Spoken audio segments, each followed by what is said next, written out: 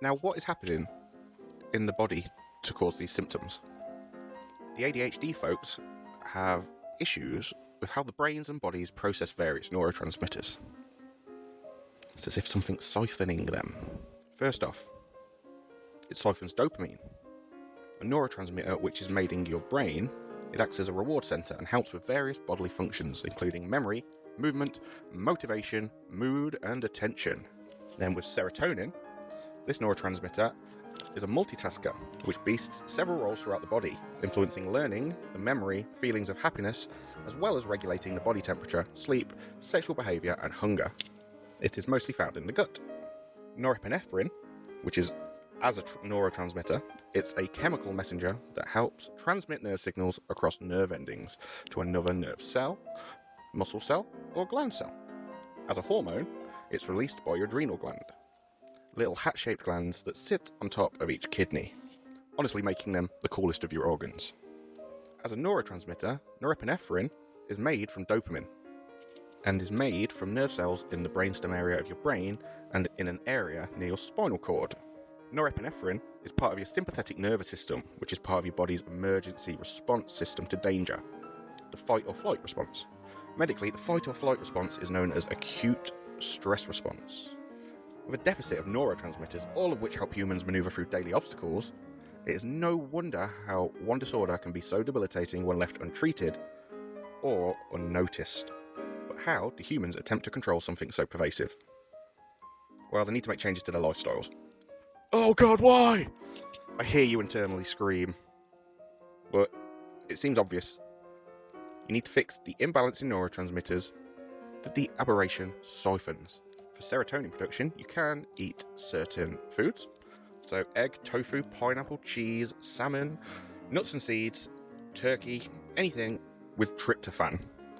You can exercise, use a full spectrum bright light, vitamins and supplements, massages, the great paradox of them all, managing your stress, spending time socialising, and spending time with loved ones. For dopamine production, you can avoid indulging in a favoured chemical pastime. You know what I mean? That includes booze. You can maintain a healthy diet, avoid overly processed junk food, you could exercise regularly, spend more time outdoors, practice healthy sleep habits by setting yourself a bedtime and actually sticking to it. Engaging in healthy, pleasurable activities. And you can also meditate or practice yoga. How can you increase norepinephrine naturally? You've got exercise, again, sleep, again. Small accomplishments. So start setting little achievable goals. Music. And playing music, or any other kind of art for that matter, is going to help. Again, there's meditation and eating dopamine-rich foods, such as chocolate. Another good option is the grey magic, known to you humans as medication, which varies depending on where you reside on your plane. So, let's go through yet another list. We have methylphenidate, stimulant, which is believed to work by blocking the reuptake of dopamine and norepinephrine by your neurons. Magic. There's lisdexamfetamine. The active form of this drug blocks the reuptake of norepinephrine and dopamine into the presynaptic neuron and increase the release of those monoamines into the extraneural space. Magic. Dexamphetamine. Dextroamphetamine is a powerful stimulant of the nervous system that manifests its effects by releasing dopamine and norepinephrine from presynaptic nerve endings, thus stimulating the central dopaminergic and noradrenergic receptors. Or as we say, magic. Atomoxetine. This medicine works by increasing the number of norepinephrine, which we have learnt is an important chemical. Guanfacine. This increases and adjusts the number of neurotransmitters in the brain, which can help increase attention span and reduce impulsivity. Also via magic. Talk therapy, counselling is another area that is incredibly beneficial in controlling this abomination. An impartial professional who can listen and treat them with empathy and compassion they deserve. They are trained in being able to go through your sessions, allowing you to express yourself whilst keeping you safe.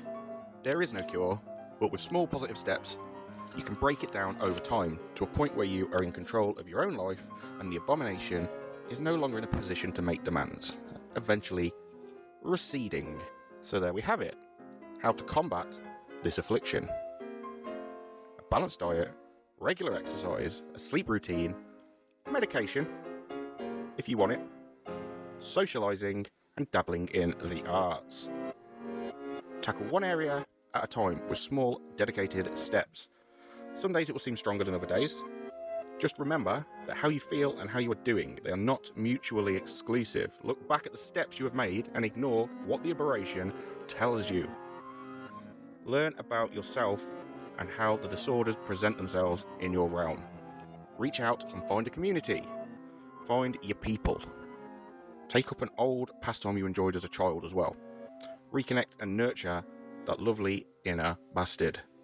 Join us next time for the next reading from the Akronymicon. Also, we are incredibly sorry for releasing all the aberrations in this book. Okay.